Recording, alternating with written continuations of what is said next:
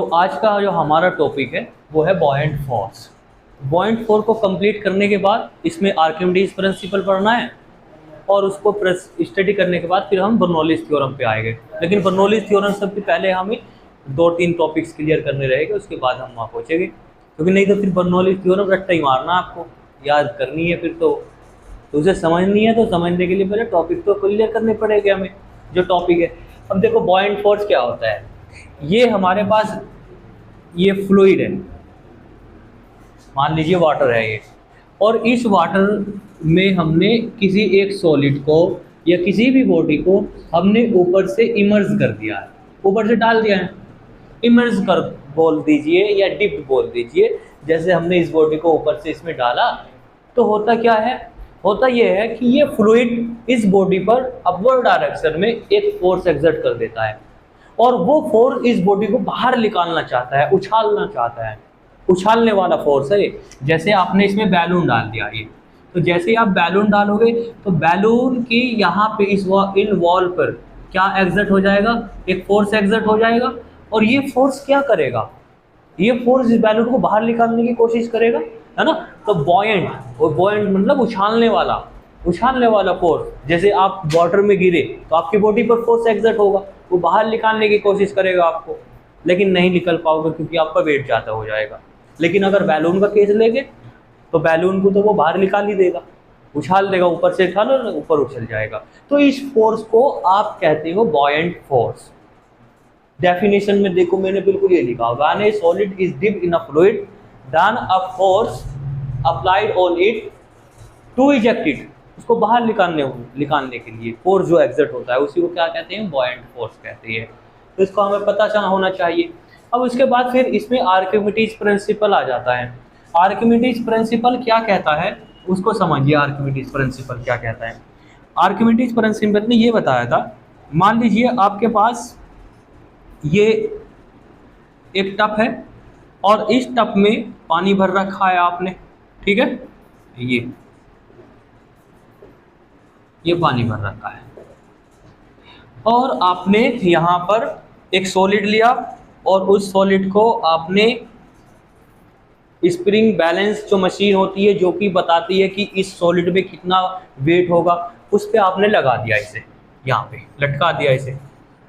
तो ये जो सॉलिड है, इस सॉलिड का वेट ये वेटिंग मशीन आपको बताएगी कि इसमें कितना वेट है। हवा में आपने लटका रखा है सॉलिड को, तो ये स्प्रिंग मशीन आपको बता देगी कि इस बॉडी का वेट कितना है। अभी जो वेट जो बता रही होगी हमारी मशीन, वो उस वेट को हम रियल वेट बोलेंगे, क्योंकि ये एयर में लटका रखी है हमने, तो इसको रियल वेट बोलेंगे हम। अब हमने क्या किया, हमने ये किया कि इस मशीन को, इस वो सॉलिड को ले जा करके हमने इस फ्लूइड के अंदर इमर्ज कर दिया, ऐसे ले जा करके इमर्ज कर दिया ये, ठीक है। अब आप अपने आप सोचो, क्या ये मशीन अभी भी उतना ही वेट बताएगी जितना पहले बता रही थी? सोचो, बताएगी उतना ही वेट, रियल वेट बताएगी अब ये? आंसर है नहीं बताएगी। क्यों? क्योंकि नीचे से सपोर्ट करने वाला मिल गया कोई। पहले नीचे की तरफ जा रही थी 100%, अब नीचे की तरफ नहीं जा रही, क्योंकि नीचे से कौन मिल गया, सपोर्ट मिल गई। और उस सपोर्ट को क्या कह रहे हैं, अभी आप क्या कह रहे थे, बॉयंट फोर्स। तो इस पे बॉयंट फोर्स अप्लाई हो जाता है ऊपर की तरफ, और ये जो वेटिंग मशीन है इसका वेट कम बताने लग जाती है। पहले मान लीजिए, पहले इसका वेट था W, और अब ये W नहीं बताती, अब बताती है ये कुछ और। मान लीजिए पहले यहाँ पे W1 था और अब ये बताने लग गई W2। तो वेट कितना आया फिर इसका, W में से W2 निकाल दीजिए, तो यहाँ पे बता देगी कितना वेट है ये। तो ये निकाल दीजिए W1 माइनस W2, तो ये वेट में लॉस आ जाएगा, कितने वेट में इतना लॉस हुआ है, डेल्टा W। ये बात समझ में आ गई, ठीक है। ये किसकी वजह से हुआ, वेट कम क्यों हुआ इस बॉडी का? तो आंसर इस फ्लूइड की वजह से, इस बॉयंट फोर्स की वजह से। अब आर्किमिडीज का ये कहना था कि ये जो फोर्स होगा, ये जो बॉयंट फोर्स है, ये किसके बराबर होगा? तो उनका ये कहना था कि जब आपने इस मशीन को या इस सॉलिड को इस बॉडी के अंदर, इस फ्लूइड के अंदर इमर्ज किया है, तो उसमें से कुछ पानी भी तो निकल करके आ जाएगा बाहर, क्योंकि वाटर का लेवल ऊपर हो जाएगा, वाटर का लेवल जब ऊपर हो जाएगा तो इसमें से ये पानी जो है बाहर निकल करके आ जाएगा, ये सम वाटर बाहर निकल जाएगा इसमें से, क्योंकि आप इसमें इमर्ज करोगे तो इसका लेवल बढ़ जाएगा, और जब इसका लेवल बढ़ेगा तो ये पानी निकल करके यहाँ नीचे गिर जाएगा। हम किसे मेजर करना चाहते हैं? इस बॉयंट फोर्स को। और आर्किमिडीज कह रहा है इसका मेजरमेंट तो बहुत इजी है, जितना वाटर डिस्प्लेस हुआ है उसका वेट कर लीजिए आप मशीन पे ले जा करके कहीं, और जितना वेट उसका होगा उतना ही ये बॉयंट फोर्स होगा, सिंपल। तो आर्किमिडीज का ये कहना था, बड़ी मेहनत से उसने ये प्रिंसिपल बनाया था। उसके बारे में एनसीईआरटी में एक थ्योरी दे रखी है, पढ़ करके देखना कैसे बनाया था, उसके पीछे एक कहानी है। उसके पीछे कहानी ये है कि एक बार आर्किमिडीज को एक वो दिया गया, जो पुराने ज़माने में राजा हुआ करते थे। तो पुराने ज़माने में जब राजा हुआ करते थे तो राजा ने एक अपने लिए मुकुट बनवाया, और वो सोने का बनवाया, बिल्कुल प्योर गोल्ड का मुकुट बनवाया।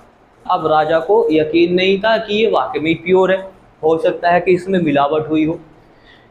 तो राजा ने फिर अपनी जनता को, अपनी प्रजा को बोला कि मुझे कोई ये प्रूफ कर कर के दिखाए कि ये जो मुकुट है ये वाकई ओरिजिनल सोने का है, और बिना तोड़े बताना है, उसको तोड़ना नहीं है, ब्रेक नहीं करना है, विदाउट ब्रेक किए उस बताना है कि ये मुकुट प्योर गोल्ड का है। तो अब ये ऑफर जो दिया गया प्रजा के एक आदमी को दिया गया जिसका नाम था आर्किमिडीज। उसने एक्सेप्ट कर लिया कि मैं बताऊंगा। उसने बहुत मेहनत करी, लेकिन उसको कोई रास्ता हाथ नहीं आया कि मैं कैसे बताऊं कि ये वाकई प्योर गोल्ड का है। तो एक बार वो नहा रहे थे, अपने टब में नहा रहे थे, या अपने स्विमिंग पूल में मान लीजिए कहीं भी नहा रहे थे, तो मान लीजिए वो टब में नहा रहे थे। तो वो नहा रहे थे, तो जब वो नहा रहे थे तो उन्होंने देखा कि जैसे ही मैं टब में अंदर बढ़ा, वाटर बाहर निकल करके आ गया, वाटर जो है बाहर निकल करके आ गया।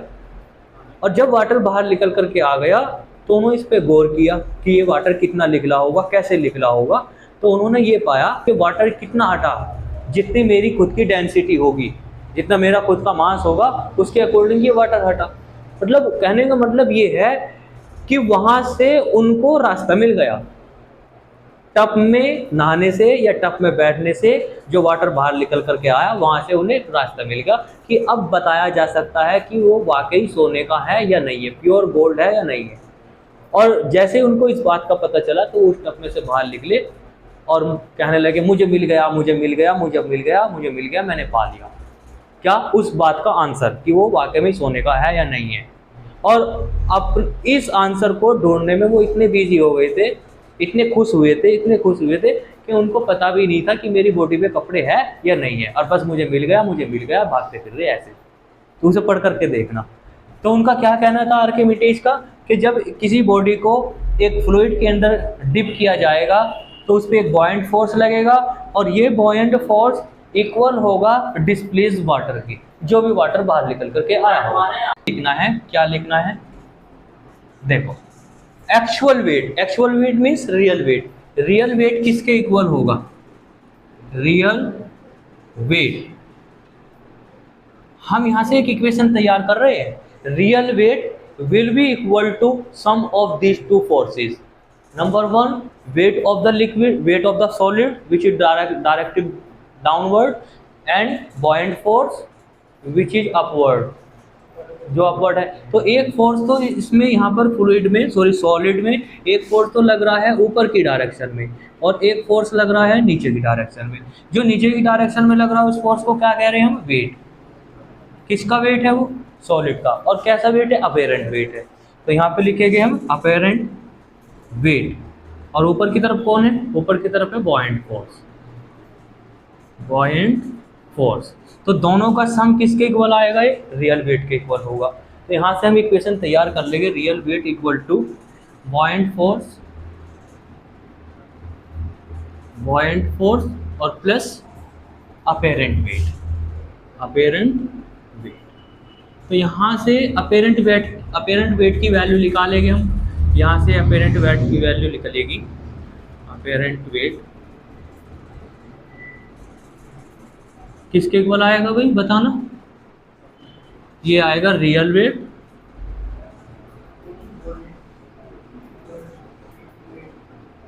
Real weight minus buoyant force, buoyant force, यही आएगा ना। ये इक्वेशन हमारे पास तैयार हो जाएगी। ठीक है, रियल वेट को आप एक्चुअल वेट भी बोल सकते हो, तो इसे हम याद रखेंगे इस इक्वेशन को। और अपेरेंट वेट की वैल्यू भी निकालने के लिए आती है क्वेश्चन में न्यूमेरिकल। वो दे देगा कि एक्चुअल में वेट इतना है, बॉयंट फोर्स इतना लग रहा है, तो बताइए रियल वेट कितना होगा बॉडी का। ऐसे भी क्वेश्चन मिल सकता है। और ऐसे ना दे करके वो डेंसिटी भी दे सकता है कि जो सॉलिड है उसकी डेंसिटी इतनी है, और जिसमें हमने उसे इमर्ज किया है उस फ्लूइड की डेंसिटी इतनी है, तो बताइए उस सॉलिड का रियल वेट कितना है। तब हम उस प्रॉब्लम को कैसे सोल्व करेंगे, तो डेंसिटी के टर्म्स में अपना फॉर्मूला डालना पड़ेगा हमें। कैसे डालेंगे, देखो तो मैं डाल देता हूँ अभी से। यहाँ से हम लिखेंगे अपेरेंट वेट, इसको मैं ऐसे लिख देता हूँ, WA means apparent weight, WA means apparent weight equal to real weight, इसे लिखेंगे हम W real minus buoyant force, ये हुआ आपका बॉयंट फोर्स। ठीक है, बॉयंट फोर्स हो जाएगा।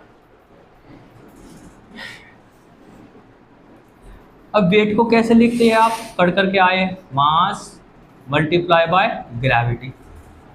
ये मास किसका, किसका मास है ये, आंसर है सॉलिड का, तो हम यहाँ लिखेंगे mass of the solid into gravity, gravity तो सभी सॉलिड के लिए इक्वल रहेगी, माइनस ये फोर्स किसकी वजह से लगा, फ्लूइड की वजह से, तो इसमें भी लिखेंगे। और ये फोर्स किसके इक्वल होता है, weight of the displaced water, और weight of the displaced water ऐसे लिखेंगे mass of the water into gravity.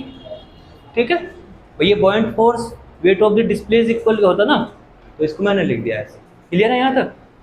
अब यहाँ पे W आ रहे हैं, 2 W हो गए क्या, नहीं, सही है। तो ये हुआ आपका अपेरेंट वेट इक्वल टू, अब मास है, मास को क्या हम डेंसिटी के टर्म्स में लेकर के जा सकते हैं, तो आंसर हाँ लेकर के जा सकते हैं। कौन सा फॉर्मूला है वो बताओ, density is equal to mass upon volume. तो मास की वैल्यू कितनी बनेगी यहाँ से, डेंसिटी मल्टीप्लाई बाय वॉल्यूम। तो रखिए मास, किसका मास, सॉलिड का, तो डेंसिटी मल्टीप्लाई बाय वॉल्यूम हो जाएगा। ये किसकी डेंसिटी है, सॉलिड की है ना, तो सॉलिड का मास था तो सॉलिड की डेंसिटी, तो यहाँ लिख देंगे S। आगे चलो, माइनस इसको भी कन्वर्ट करो डेंसिटी के टर्म्स में, इसको लिखेंगे हम डेंसिटी, ये किसकी डेंसिटी मान जाएगी, वाटर की, तो ये वाटर की लिख लेंगे हम यहाँ पे, वाटर इनटू ग्रेविटी। और वॉल्यूम तो लिखो V फॉर वॉल्यूम और G फॉर गैन, तो ग्रेविटी, ग्रेविटी यहाँ से ग्रेविटी यहाँ पे छोड़ दिया आपने। ठीक है, कॉमन मिल रहा है कुछ, कॉमन है, कॉमन कर लीजिए, कॉमन कर लेंगे हम यहाँ से। ठीक है, तो इसको हम कॉमन कर लेते हैं, ये आ जाएगा आपका apparent weight will be equal to the density of solid minus density of water, bracket बंद, और ये वॉल्यूम और मल्टीप्लाई बाय दिया। तो ये फॉर्मूला हम याद रखेंगे। अगर आपको अब न्यूमेरिकल ऐसा दे दिया जाए कि हमारे पास एक सॉलिड है, उसकी डेंसिटी इतनी है, और वाटर है और वाटर की डेंसिटी इतनी है, जब हमने उस सॉलिड को वाटर में इमर्ज किया, तो बताइए एक्चुअल वेट कितना होगा सॉलिड का। सॉलिड का एक्चुअल वेट इस फॉर्मूले से हम निकाल देंगे, डेंसिटी का डिफरेंस करेंगे और किसकी मल्टीप्लाई कर देंगे, वॉल्यूम और ग्रेविटी की मल्टीप्लाई कर देंगे, तो आपके पास एक्चुअल वेट आ जाएगा। अब कुछ किताबों के अंदर कुछ राइटर्स इन दोनों डेंसिटी को अलग अलग तरीके से लिखते हैं। जैसे वे कहते हैं कि हम ना डेंसिटी ऑफ सॉलिड को तो लिखेंगे रो से, और डेंसिटी ऑफ वाटर को लिखेंगे हम सिग्मा से, ऐसे लिख देते हैं वो। ये क्या है, density of the solid and density of the liquid, और ये V तो सेम रहेगा और इनटू G। तो आपको दोनों फॉर्मूले ये याद रखने हैं। ठीक है, यहाँ पर मैंने रो ऑफ वाटर को क्या लिख लिया है, सिग्मा। फिर भी हम अपने आर्टिकल में जब यहाँ पर पहुँचेंगे तो यहाँ पर लिख लेंगे हम here rho density of the solid and sigma density of the water, ये दोनों पूछते हैं। क्लियर है। अब और क्या कर सकते हैं इसमें, और कुछ भी कर सकते हैं कुछ, बताओ, बस और कुछ नहीं कर सकते, यहाँ तक याद रखो।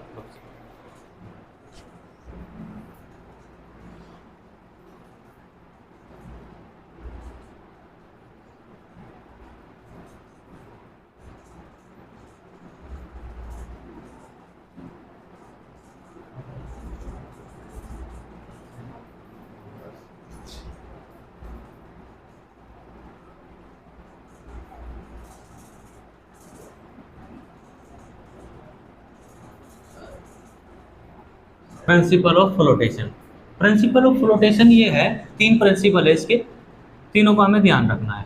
नंबर वन ये है, अगर डेंसिटी ऑफ सॉलिड ग्रेटर है डेंसिटी ऑफ लिक्विड, तो फिर क्या होगा, फिर हमारा जो ऑब्जेक्ट होगा वो सिंक हो जाएगा। यही पढ़ा ना आपने, डूब जाएगा, वो नहीं तैरेगा, डूब जाएगा। लेकिन फिर भी जहाज तैरते हैं, और जहाज तो लोहे के बने हुए होते हैं, उनकी डेंसिटी तो बहुत ज़्यादा होती है, आयरन की डेंसिटी बहुत ज़्यादा होती है, लेकिन वो फिर भी तैरते हैं। क्यों? क्योंकि हम उनका डिज़ाइन ऐसा करते हैं कि वो पूरी बॉडी का अगर हम डेंसिटी निकालें तो वो कम आएगी, वाटर की डेंसिटी से कम आएगी, तो इसलिए वो तैरते हैं। उसकी एक्सप्लेनेशन आप बुक से पढ़ लेना। Number two, density of liquid is greater than density of solid. अब क्या होगा, है ना, फ्लोट करेगा। अब फ्लोट करेगा हमारा object. If density of liquid equal to density of solid, अब क्या होगा, अब क्या होगा, हाँ इस तरीके से, ये देखो ये शेप कैसी हो, ये हमारा फ्लूइड है और इस फ्लूइड में हमने अपना एक ऑब्जेक्ट घेरा, तो ये इस तरीके से तैरेगा। इसकी जो ऊपर की सरफेस होगी वो वाटर की सरफेस के पैरेलल हो जाएगी, ऐसे तैरेगा, ऐसे तैरेगा, डूबेगा ही नहीं, इक्वल होने पे ऐसा रहेगा, बिल्कुल ऐसे। हाँ जैसे बर्फ दिखता है आपको, है ना, ऐसे ही तो दिखता है बर्फ, पानी में डूब जाता है वो। तो दोनों की डेंसिटी इक्वल होती है, वाटर लगभग अप्रोक्सीमेट इक्वल होती है, वाटर की डेंसिटी एंड आइस की डेंसिटी। तो ऐसे तैरता हुआ दिखता है आपको आइस। ठीक है, ये लास्ट टॉपिक है, बाकी इसे घर से कर लेना, मैं आपको सेंड कर दूँगा व्हाट्सएप पे, वहाँ से कर लेना।